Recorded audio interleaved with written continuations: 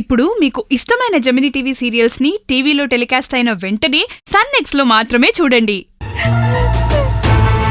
అవేం కుదరవని చెప్పండి.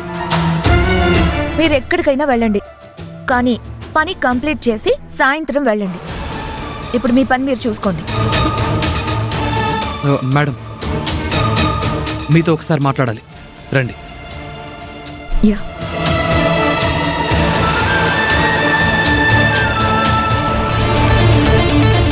ఏంటందా?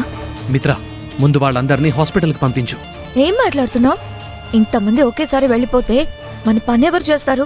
ప్రొడక్షన్ ఆగిపోతుంది. ఒక్కడికి వెళ్ళి వీళ్ళు ఏం మాట్లాడుతున్నారు? వీడొక్కడు హీరోయిజం చూపించాలని ప్రాకులాడుతూ ఉంటారు.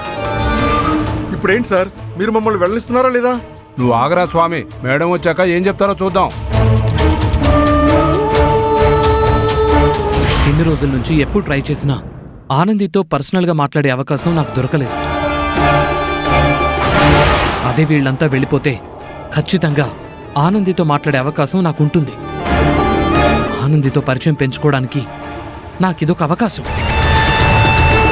అర్థం చేసుకో.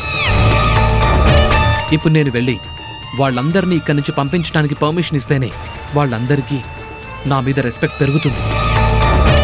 అలా ఆనంది నాతో మాట్లాడడానికి కూడా ఇష్టం చూపిస్తుంది. నువ్వు చెప్పింది కరెక్టే. అలా అని ఆఫీస్ స్టాఫ్ అంతా వెళ్ళడానికి పర్మిషన్ ఇవ్వలేను.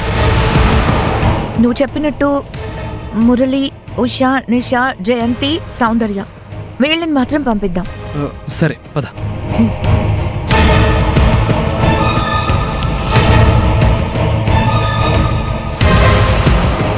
కరుణాకర్ సార్, అందరినీ పంపించకండి. ఈ 5గురిని మాత్రం పంపించండి. పర్లేదు, నేను రాను. మీరందరూ వెళ్ళండి.